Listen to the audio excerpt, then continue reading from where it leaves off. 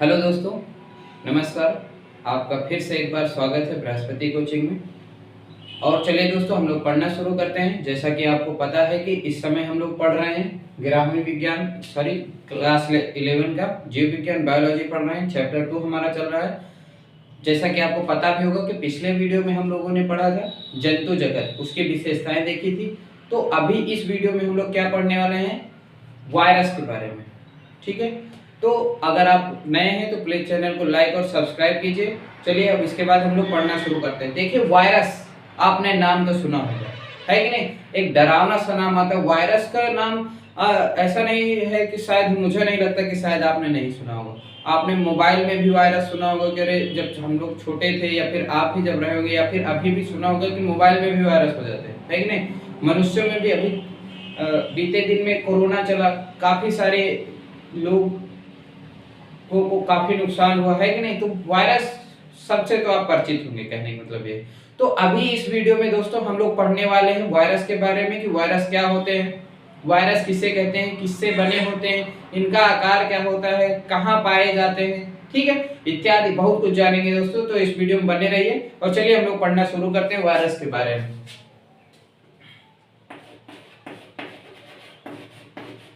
Virus, ठीक है। Virus, देखिए वायरस का अगर हम लोग शाब्दिक अर्थ देखें, सबसे पहले तो इसका अर्थ देख लेते हैं। भाई ये अगर मान लीजिए हमें ना पता हो कि वायरस क्या है, तब तो हम कम से कम शाब्दिक अर्थ तो बता सकें। तो वायरस का जो शाब्दिक अर्थ होता है, इसका शाब्दिक अर्थ क्या होता है, विष के अणु, विष के अणु। समझ में आ गया। वायरस का मतलब क्या होता है, विष के अणु, पॉइजन होता है। वायरस का मतलब सीधा सीधा आप पॉइजन समझ सकते हैं, ठीक है। तो आप समझ सकते हैं कि पॉइजन क्या होता है, हमारे लिए कितना लाभदायक है, नुकसानदायक ही है कि नहीं। तो विषाणु भी हमारे लिए ज्यादातर विषाणु हमारे लिए नुकसानदायक होते हैं। समझ में आया।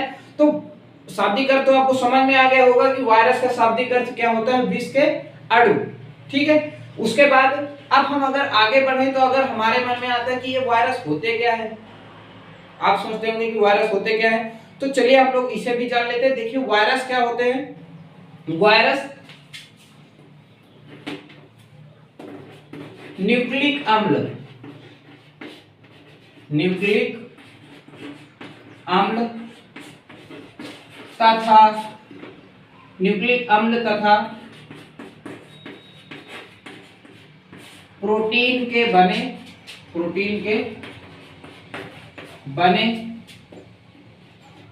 उपकोशिकीय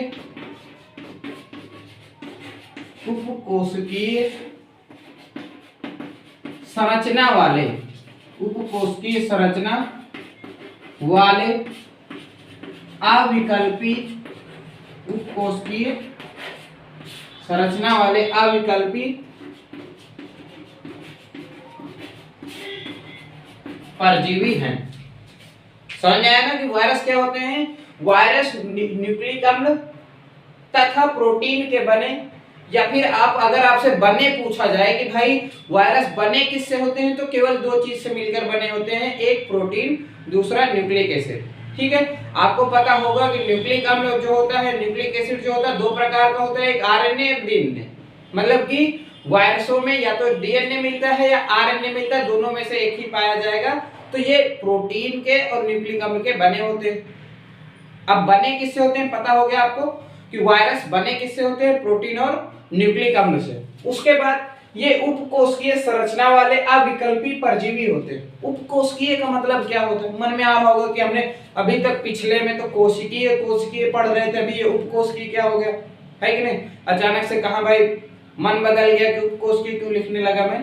तो उपकोशिकीय का मतलब होता है ऐसा जो कोशिकाओं से ना बना हो, ठीक है, मतलब कोशिका रहित आप कह सकते हैं, ठीक है।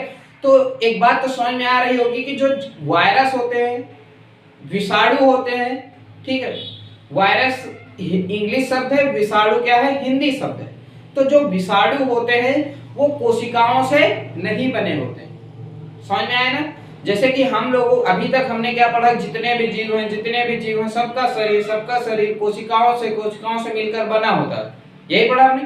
लेकिन ये एक ऐसा, इसे ध्यान रखना, सजीव और निर्जीव के बीच की कड़ी भी कहा जाता है, ध्यान रखिएगा। सजीव और निर्जीव के बीच की कड़ी कहा जाता है। ऐसे आप नंबर करके भी लिख सकते हैं, नंबर 1, नंबर 2, नंबर 3। समझ में आया ना। वायरस को सजीव और निर्जीव के बीच की कड़ी भी कहा जाता है, क्योंकि आपको ये चीज जानना चाहिए या फिर जानकर के हैरानी होगी कि ये जो वायरस होते हैं ये निर्जीव होते हैं और सजीव भी होते हैं, इन्हें बीच की कड़ी कहा जाता है। भाई बीच की कड़ी आप किसे कहेंगे? जैसे आप जंतु और पादप के बीच की कड़ी किसे कहते हैं? भाई बीच की कड़ी उसे ही कहा जाता है जिसमें दोनों लक्षण पाए जाते हो। मतलब वायरस एक ऐसा, आप सजीव या निर्जीव जो भी ये कह सकते हैं, जिसमें सजीवों के भी लक्षण मिलते हैं और निर्जीवों के भी। अब सजीवों के कौन कौन से लक्षण होते हैं? अब मन में आ रहा होगा कि भाई कौन से ऐसे लक्षण हैं जो सजीवों से मिलते हैं? ठीक है, तो वो लक्षण है, क्योंकि वो लक्षण है पहला न्यूक्लिक अम्ल। क्योंकि भाई हम लोग भी तो, हमने अपने शरीर में या फिर हमने जब जीव पढ़े तब उसमें देखा था ना आपने कि जो कोशिका होती है, कोशिका के अंदर केंद्रक होता है, उसमें डीएनए होता है, तो वो यहाँ पर भी तो मिल रहा है, डीएनए आरएनए यहाँ पर भी पाया जाता है। तो ये पहला लक्षण होता है जो ये सजीव है, प्रूव करता है कि हाँ ये सजीव है। दूसरा प्रोटीन, हम लोगों के शरीर में भी प्रोटीन होता है, सजीवों का भी शरीर प्रोटीन से मिलकर बना होता है और वायरस का भी शरीर प्रोटीन से मिलकर बना होता है। ये दूसरा लक्षण होता है जो प्रूफ करता है, ये बताता है कि ये वायरस क्या है, सजीव है। समझ में आया? अगला अगर और बात करें तो एक और चीज होती है कि वायरस क्या करते हैं कि सजीव कोशिका के अंदर जैसे ही जाते हैं तो अपनी संख्या बढ़ाने लगते हैं। ठीक है, इसको गुणन बोलते हैं। ठीक है, तो ये भाई हम लोग भी अपनी संख्या बढ़ाते हैं, संतान उत्पन्न करते हैं, तो ये भी लक्षण हो गया, तो ये सजीवों का लक्षण है। अच्छा, अब आपके मन में आ रहा है वायरस में कौन कौन से ऐसे लक्षण जो निर्जीव में होते हैं? आखिर क्या लक्षण है जो निर्जीवों का जो इसमें है? तो पहला लक्षण देख लीजिए, ये है, आप लिखते जाइएगा, ठीक है, हम बता रहे हैं। पहला नंबर जैसे कि हमने बताया कि न्यूक्लिक अम्ल पाया जाता है। दूसरा हमने बताया प्रोटीन से बने होते हैं जो कि सजीवों में भी पाया जाता है। ठीक है, तीसरा हमने बताया कि अपनी संख्या बढ़ाते हैं, जैसा कि सजीव भी संख्या बढ़ाते हैं। अब हम निर्जीवों की बात कर रहे हैं, या फिर ये बात करें कौन से ऐसे लक्षण हैं जो निर्जीवों में पाए जाते हैं, या निर्जीव जैसे कौन से ऐसे लक्षण जो वायरस में पाए जाते हैं। तो हमने बताया, देखिए इनको आप बोतल में भर के रख सकते हैं। जैसे आपने देखा होगा ना, कांच ले लीजिए, कांच की बोतल, उसमें आप कंचे छोटे जब थे तो गोलियां भर के रखते थे ना, वैसे आप इनको आराम से भर के रख सकते हैं। मतलब बंद कर दीजिए तो ये उसमें पड़े रहेंगे। आप 25 साल 80 साल 100 साल आप इनको भर के रखेंगे तो भी ये वैसे के वैसे ही भरे रहेंगे। तो भाई ये तो निर्जीवों के साथ होता है, तो ये निर्जीवों का लक्षण होता है। ठीक है, दूसरा अगर हम बात करें कौन सा ऐसा लक्षण है जो निर्जीवों का है इनमें, तो ये उपकोशिकीय, जैसा कि हमने यहाँ पर लिखा है, मतलब इनका शरीर कोशिकाओं से मिलकर नहीं बना होता, यह कोशिकाओं से नहीं बना होता है, जो कि यह प्रूफ करता है कि ये क्या है, निर्जीव है। तो आपको एक बड़ी जानकारी हाथ लगी होगी उम्मीद करता हूं, जो कि देखिए वायरस को सजीव और निर्जीव के बीच की कड़ी कहते हैं। समझ में आ गया ये चीज, है ना। अब क्यों कहते हैं हमने ये भी बता दिया, क्योंकि भाई इसमें हमने बताया ना कि न्यूक्लिक अम्ल पाया जाता है जो कि सजीवों का लक्षण है, प्रोटीन से बने होते हैं जो कि सजीवों का लक्षण है ना, संख्या बढ़ाते हैं जो कि सजीवों का लक्षण है। निर्जीवों के भी हमने लक्षण बता दिए कि इन्हें आप बोतल में भर के रख सकते हो, है ना। और हमने क्या बताया निर्जीवों के लक्षण में कि इनका शरीर कोशिकाओं से मिलकर नहीं बना होता, कोशिकाओं से नहीं बना होता। समझ में आया ना। तो इतना तो समझ में आ गया कि भाई ये अब आपको वायरस के बारे में पता लग गया होगा। ठीक है, और एक और चीज बता देता हूं जिससे कि आपको और अच्छे समझ में आएगी। ये भी जीवाणु की तरह होते हैं, मतलब कई प्रकार के रोग उत्पन्न करते हैं मनुष्य में, मतलब वायरस होते हैं, वायरस कहते हैं ना। तो शाब्दिक अर्थ आपको पता लग ही गया, ये बने किससे होते हैं आपको पता लग ही गया, ये सजीव और निर्जीव के बीच की कड़ी क्यों कहा जाता है आपको पता लग ही गया। तो अब हम लोग जान लेते हैं कि इनकी खोज कब और किसने की थी। ठीक है, तो खोज की बात करते हैं तो इनकी खोज की थी 1892 ईस्वी में। कहीं पे इवानोवस्की लिखा रहता है, कहीं पे इवानोवस्की, ठीक है, इवानोवस्की, ये नंबर 4। इनकी खोज 1892 ईस्वी में इवानो या इवानोवस्की नामक वैज्ञानिक ने किया था, चूंकि जो कि एक रूसी वैज्ञानिक थे। आपने रूस देश का नाम सुना होगा, ये वैज्ञानिक वहां के थे और इन्होंने तंबाकू में किया था, तंबाकू की पत्तियों में।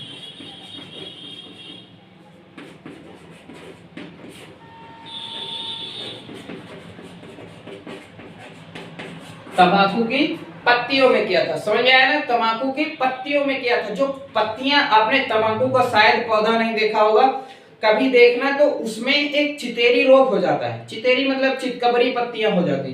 तो इवानोवस्की ने देखा कि इसकी पत्तियां क्यों चितकबरी हो रही हैं, तो उन्होंने उतनी टाइम इलेक्ट्रॉन सूक्ष्मदर्शी का आविष्कार हो गया था, तब उन्होंने इलेक्ट्रॉन सूक्ष्मदर्शी से 1892 ईस्वी में देखा, तो उसमें कुछ कण दिखाई दे, वायरस की फिर खोज हुई इस तरीके से। मतलब कि इन्होंने तंबाकू की पत्तियों में चितेरी रोग में वायरस की खोज की थी।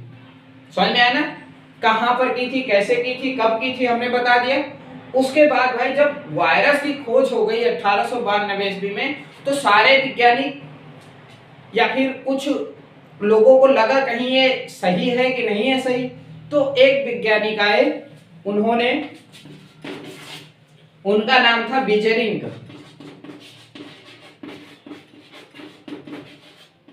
बिजेरिंग, ठीक है। 1898 ईस्वी में इन्होंने क्या किया कि इन्होंने कहा कि यार ये खोज कर लिए हैं, तो सबको बताए दे रहे हैं वायरस होते हैं, ये वायरस के कारण होता है पत्तियों में ऐसा। तो इन्होंने क्या किया कि भैया, इन्होंने क्या किया कि कहा चलो हम अच्छा पता लगाते हैं, सही बता रहे हैं कि फालतू में क्रेडिट अपना लिए ले रहे हैं कि हाँ भैया खोज कर ले, खोज कर ले। तो इन्होंने क्या किया, इन्होंने क्या किया कि भैया उस जो पत्ता था जो संक्रमित था, जिसमें चितेरी रोग था, इन्होंने क्या किया कि उसका रस निकाला, ऐसे रस निकाला, और जो बढ़िया पौधा था, अच्छा था, पत्तियां हरी भरी थी, उसमें जाकर के रगड़ दिया उसको। अब जब रगड़ दिया तो क्या हुआ कि उसकी पत्तियां भी क्या हो गई, उसी तरह से कुछ दिन बाद हो गई, ठीक है। तो उन्हें भी डाउट लगा, अरे यार ये इवानोवस्की जो बता रहे थे कि वायरस के कारण होता है, तब इन्हें भी समझ में आया कि हाँ ये वायरस के कारण होता है। समझ में आया। उस जो तरल इन्होंने निकाला था, देखो पत्ती को पीसा, आपने पीस करके देखा होगा ना, गाँव में तो वैसे भी कई सारे लोग पिया करते हैं, बढ़िया देवमंजनी और दुनिया भर का है कि नहीं, तो वो जानते होंगे, बढ़िया पीसा उसको, और जो तरल निकला, फिर जब तरल को दूसरे पौधे पर लगा दिया, वो भी संक्रमित हो गया, तो उन्होंने उस तरल को एक नाम दिया था जो कि था संक्रमित जीवित तरल। समझ में आया, संक्रमित जीवित तरल। उस तरल को क्या नाम दिया था, संक्रमित जीवित तरल। किसने दिया था, बिजेरिंग नामक वैज्ञानिक ने। ये प्रश्न पूछा जाता है, ध्यान रखिएगा कि संक्रमित जीवित तरल शब्द किसने दिया या फिर नाम किसने दिया, समझ में आया। तो फिर पुष्टि हो गई कि हाँ भाई वायरस होते हैं, प्रूफ हो गया कि वायरस होते हैं। फिर उसी के बाद फिर एक सन आया जब 1898 ईस्वी में बिजेरिंग ने की थी। फिर उसके बाद एक सन आया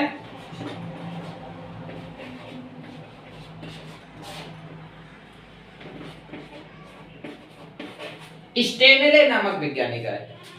इन्होंने क्या किया कि बोतल में भर के रखा था, वायरसों को सबसे पहले बोतल में भर के रखा था, उनके क्रिस्टल बना करके रखे थे, बोतल में भर के रखा था 1938 ईस्वी में स्टेनले नामक वैज्ञानिक ने, ठीक है।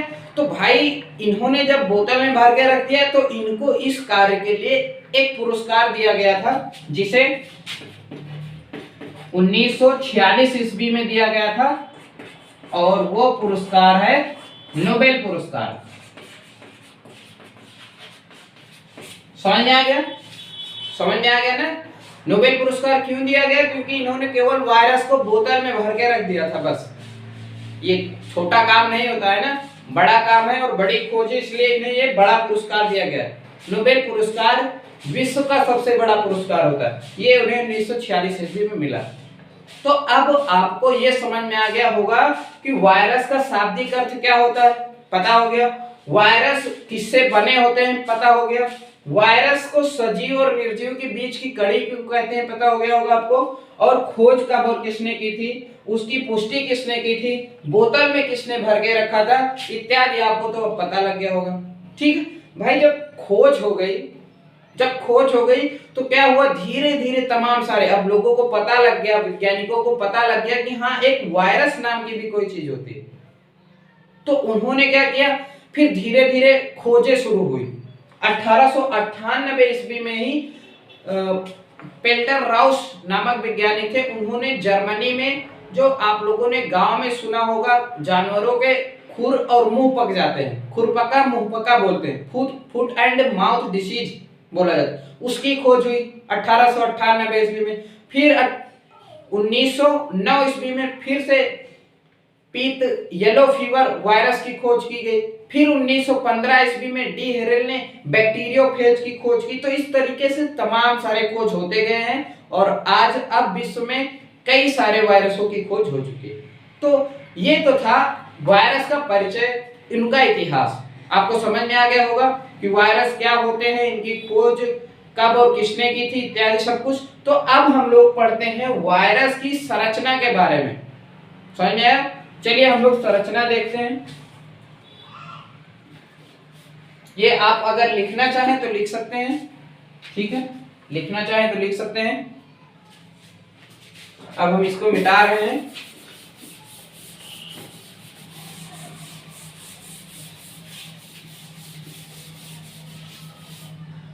हम लोग पढ़ रहे हैं वायरस। अब हम देखने जा रहे हैं वायरस की संरचना या फिर विषाणु की संरचना। विषाणु की संरचना स्ट्रक्चर बोलते हैं ना। अब देखिए संरचना का मतलब क्या होता है कि वायरस भाई बने किससे होते हैं, वो भी हमें देखना है।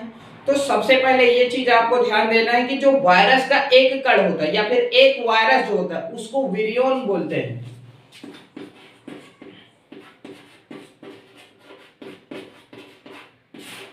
क्या बोलते हैं, विरियन। वायरस के एक कण को विरियन बोलते हैं और प्रत्येक विरियन जो होता है दो भागों से बना होता है। एक होता है आपका कैप्सिड,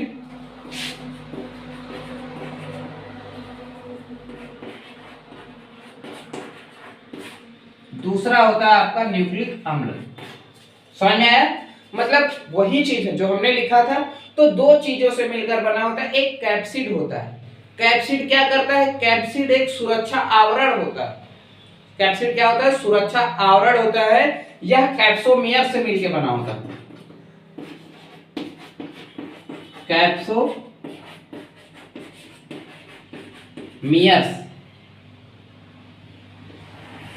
ठीक है। यह कैप्सिड किससे मिलकर बना होता है, कैप्सोमियर से। मतलब जब तमाम सारे कैप्सोमियर्स मिल जाते हैं तो क्या बनता है, कैप्सिड बनता है। और न्यूक्लिक अम्ल जो होते हैं ये दो तरह के पाए जाते हैं,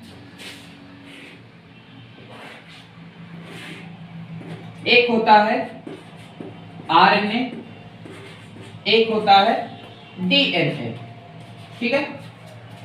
एक आरएनए और एक डीएनए। तो अगर देखा जाए तो ज्यादातर जो जंतु पादप होते हैं, पहले हम आरएनए को देख लेते हैं कि भाई आरएनए किस प्रकार के वायरसों में पाया जाता है। तो भाई दो तरह के वायरस होते हैं, एक जंतु को संक्रमित करते हैं और एक पादप को, पौधों को संक्रमित, मतलब दो तरह के, एक जंतु में बीमारियां फैलाते हैं और एक होते हैं जो पादपों में बीमारियां फैलाते हैं, ठीक है। पौधों में बीमारियां फैलाते हैं, प्लांट्स में बीमारियां फैलाते हैं, डिसीज पैदा करते हैं, ठीक है। तो जो पादपों में वायरस पाए जाते हैं, जो पौधों में वायरस पाए जाते हैं, उनमें जो आरएनए, अगर न्यूक्लिक अम्ल की बात करें, जो पौधों में न्यूक्लिक अम्ल होता है वो ज्यादातर आरएनए मिलता है, क्या मिलता है? आरएनए, राइबो न्यूक्लिक हम लोग बोलते हैं, इसका फुल फॉर्म होता है। वहीं दूसरी तरफ जो ज्यादातर जंतु होते हैं, तो जंतुओं में ज्यादातर डीएनए या आरएनए दोनों में से एक हो सकता है, समझ में आया? लेकिन पौधों में फिक्स रहता है कि ज्यादातर 90% आरएनए ही मिलता है। ये भी दो तरह के होते हैं, एक डबल स्ट्रैंड आरएनए होता है, एक सिंगल स्ट्रैंड आरएनए होता है, ठीक है। यहाँ पे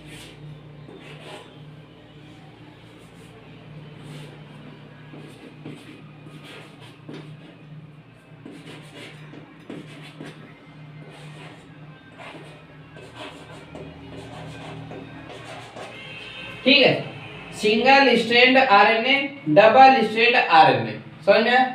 उसी तरीके से यहाँ डीएनए में भी होता है। जगह कम बच रही है, हम उल्टा सीधा लिख देते हैं तो यहाँ पे एसएस डीएनए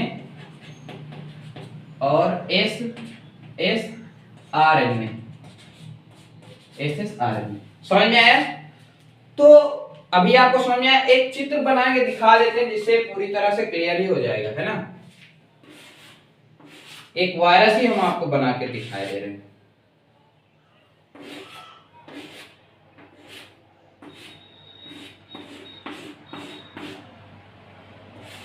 ये आपको अंगूर के छत्ते जैसे दिख रहे होंगे, और सही भी हम बना भी रहे हैं अंगूर का छत्ता। नहीं वायरस का है, ठीक है। अंगूर का छत्ता मत समझ लेना इसे, इसके पास भी मत जाना तुम लोग, है ना। यही है बीमारियों की जड़। आपको जुकाम, सर्दी जुकाम, फ्लू वगैरह जो होता है ना, ये सब इसी की वजह से होता है ना, वायरसों के कारण ये सब बीमारियां होती हैं। मैं इसको बना देता हूँ थोड़ा सा।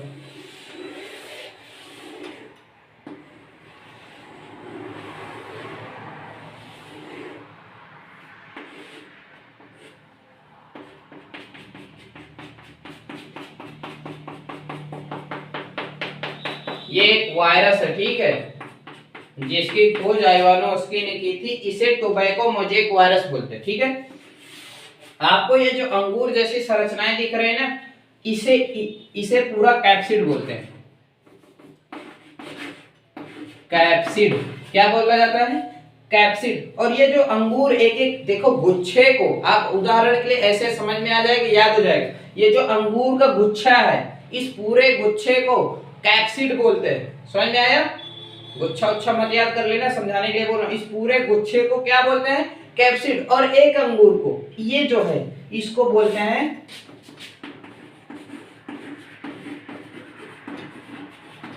कैप्सोमियस।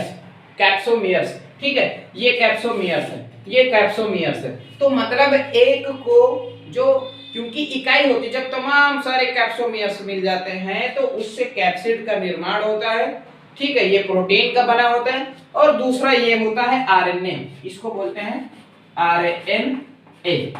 समझ में आ गया ना? तो यहां पर आपको समझ में आ गया होगा इसकी संरचना, ठीक है।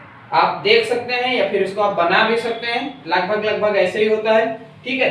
तो आपको कैप्सोमियर्स किसे कहते हैं, कैप्सिड किसे कहते हैं, आपको समझ में आ गया होगा। अब इसके बाद हम थोड़ा बहुत और कुछ देख लेते हैं इसमें, जो हमारी बुक में दिया हुआ है। इसको मिटा रहे हैं, आप अगर लिखना चाहें तो लिख सकते हैं।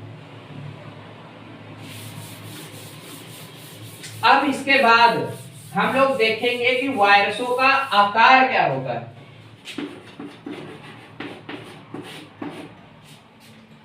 आकार देखिए, आकार जो होता है, जो वायरसों का आकार होता है वो बहुत छोटा होता है।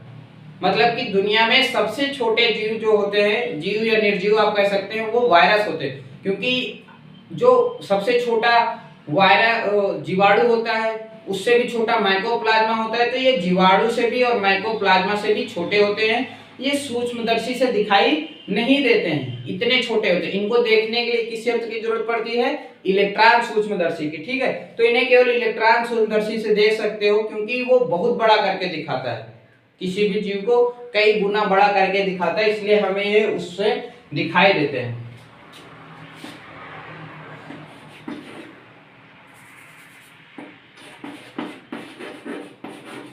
इनका जो आकार होता है 15 मिलीमाइक्रोन से लेकर के लगभग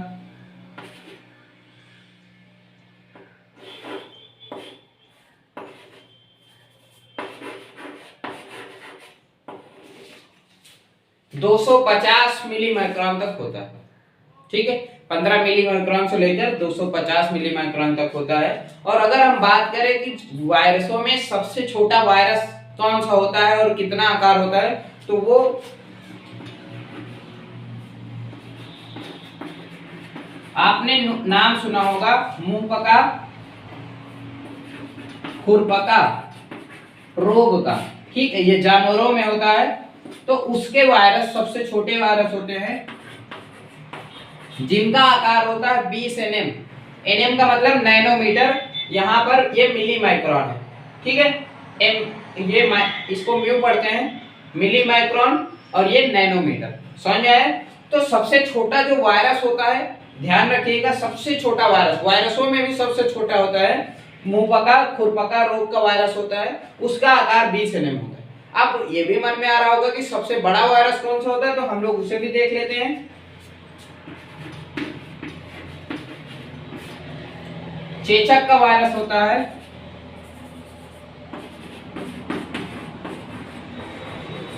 जो कि 350 nm या फिर नैनोमीटर के लगभग होता है। समझ में आया? अब आपको ये भी पता चल गया कि इनके आकार कितना होता है। उसके बाद हमने देख लिया कि सबसे छोटा वायरस कौन सा होता है, सबसे बड़ा वायरस कौन सा होता है। अब हम देखते हैं कि ये कौन कौन से रोग मनुष्यों में या पौधों में उत्पन्न करते हैं। ठीक है, यहां लिख देते हैं विषाणु से होने वाले रोग। ठीक है, आपको जुकाम हुआ है कभी? जुकाम, ठीक है, और हम नाम बता दे रहे हैं, आप लिख लीजिएगा, जुकाम, इंसेफ्लाइटिस। ठीक है, और इसके साथ साथ आपने एड्स का नाम सुना होगा। ठीक है, एड्स भी किसके वजह से होता है? वायरसों द्वारा होता है। ठीक है, HIV वायरस उसको बोलते हैं। तो जुकाम हो गया, एड्स हो गया, ठीक है, चेचक हो गया, पोलियो हो गया, पीत ज्वर होता है, एक येलो फीवर जिसको बोलते हैं। ठीक है, तो ये कुछ रोग हैं ऐसे जो कि वायरसों के द्वारा होते हैं या वायरस के संक्रमण के कारण मनुष्यों में होते हैं। और आपको जानकर आश्चर्य होगा कि वायरसों से होने वाले रोगों का कोई विशेष सफल इलाज अभी तक नहीं हुआ। ठीक है, एड्स हो जाता है जिसको, ये जुकाम हफ्ते 10 दिन का होता है, अपने आप ही लगभग सही होता है। ठीक है, कोई ऐसी मतलब उस तरीके की नहीं होती दवा कि हाँ ये वायरस को किल कर दे। समझ में आ रहा है? ठीक है, ये रोकते हैं आपको, जो जैसे एंटीबायोटिक्स जो लगती है हम लोगों को या फिर एंटीवायरस ड्रग्स जो लगते हैं। ठीक है, ये प्रतिरक्षा प्रदान करते हैं, सुरक्षा प्रदान करते हैं। ठीक है, इसी से हम लोग बचते भी हैं। इसलिए जैसे अभी कुछ दिन पहले टीका लग रहा था, वैक्सीन लग रही थी, है ना, किसकी? कोरोना वायरस की।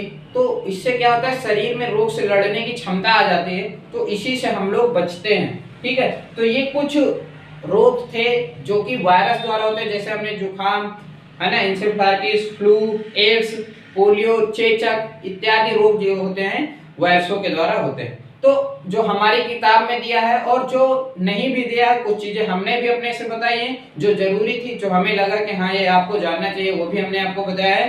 तो दोस्तों अभी के लिए इस वीडियो में इतना ही रहेगा। हम लोग मिलते हैं नेक्स्ट वीडियो में। अगर आपको वीडियो पसंद आया या समझ में आया हो तो प्लीज चैनल को लाइक और सब्सक्राइब कीजिए।